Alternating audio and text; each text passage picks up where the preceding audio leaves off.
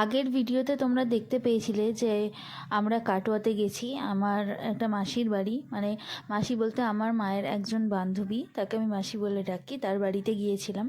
সেখান থেকে আমাদের প্ল্যান হয়েছিল যে আমরা বর্ধমানে যাব পুজো দিতে। তো আমরা আজকে ভোর ভোর বেরিয়ে পড়েছি পুজো দেওয়ার জন্য। আর আমরা পুজো দিতে যাব হচ্ছে বর্ধমানে কৃষ্ণকালী মন্দিরে। কৃষ্ণকালী এখন ইউটিউবে প্রচণ্ড ট্রেন্ডিং চলছে, দেখছিলাম যে মানুষ নাকি যা চাইছে তাই হচ্ছে। তো আমারও মনে হলো আমিও একবার যাই। আমারও জানি না মন কেমন টানলো যাওয়ার জন্য, আর মন টেনেছে বলেই হয়তো এত দূর যেতে পেরেছি। কারণ আমার শরীরটা 1 বছর ধরে একদমই ভালো যাচ্ছে না, প্রচণ্ড পরিমাণে মাথার যন্ত্রণা হচ্ছিল। তো মায়ের যে ত্রিশূলটা ঠেকালে শুনেছি নাকি অনেক ভক্তের উপকার হচ্ছে। তো আমিও ভাবলাম যে যাই, ত্রিশূলটা একবার মাথায় ঠেকিয়ে আসি, যদি একটু শরীরটা ঠিক হয়। তো তার জন্যই আমরা এই কৃষ্ণকালীর মন্দিরে আজকে চলে যাচ্ছি।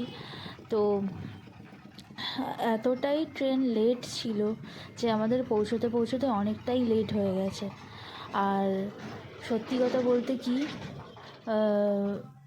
মায়ের মন্দিরে যে যাচ্ছিলাম, যে একটা আগের দিন রাতে একদমই ঘুম হয়নি, একটা ঘুম না হলে যে ক্লান্তি ভাব, সেটা না একদমই ছিল না।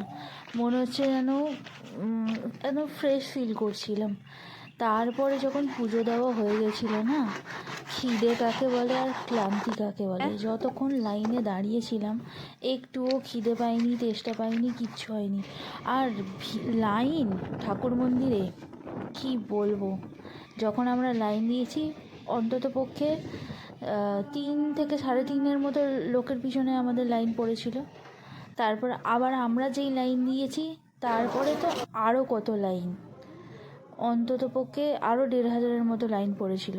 আর আমরা যেদিন গিয়েছিলাম সেদিন ছিল শনিবার। তো শনি আর মঙ্গলবারে তো প্রচণ্ডই ভিড় হয় কালী মন্দিরে, সেটা সবারই জানার কথা।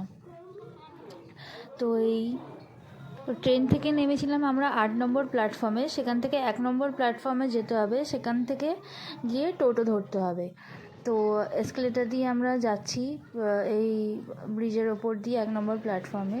ওখান থেকে আমরা টোটো ধরবো। আর যারা যাবে ওখানে, টোটো ভাড়া অনেক বেশি বলবে, একটু বার্গেনিং করে নিতে হবে ওখানে। ওরা 50 টাকা 60 টাকা যা পারবে ভাড়া বলবে, সেখানে একটু দরদাম করে নিতে হবে। 30 টাকায় 40 টাকায় তারপরে ওরা নিয়ে যায়। কিন্তু প্রথমে একটু তর্ক বিতর্ক করে। আর এখানে ফাইনালি আমরা চলে এসেছি। আর কি বলবো, যেদিনকে আমরা এসেছিলাম একটা এমন টোটোওয়ালার পাল্লাতে পড়েছিলাম, আর একটুর জন্য হলো আমাদের অ্যাক্সিডেন্ট হয়ে যাচ্ছিলো। পুরো মায়ের মন্দিরের কাছে এসে পেছন দিয়ে একটা অ্যাম্বুলেন্স রানিংয়ে আসছিল। আর মানে টোটোওয়ালাটা এমনই তার কাটা যে হাত দেখিয়ে রাস্তা পার হয়ে যাচ্ছে, আর অ্যাম্বুলেন্সটা তো স্পিডে পুরো চলে আসছে। ওখানকার লোকেরা এসে টোটোওয়ালাটাকে ছেঁকে ধরেছে, বলছে আপনি কী করছেন এটা? বলছে আমি তো হাত দেখিয়েছিলাম। তো এরকম আর একটুর জন্য আমরা প্রাণে বেঁচেছিলাম, একেই বলে ঠাকুরের লীলা। ঠাকুর আর একটুর জন্য মানে আমাদেরকে বাঁচিয়ে দিয়েছে। তো এই যে চলে এসেছি, আমি অনেক কষ্ট করে এই ফুটেজগুলো কালেক্ট করেছি, কারণ ওখানে একদমই ভিডিও করতে দিচ্ছিল না, একদমই ভিডিও অ্যালাউ ছিল না।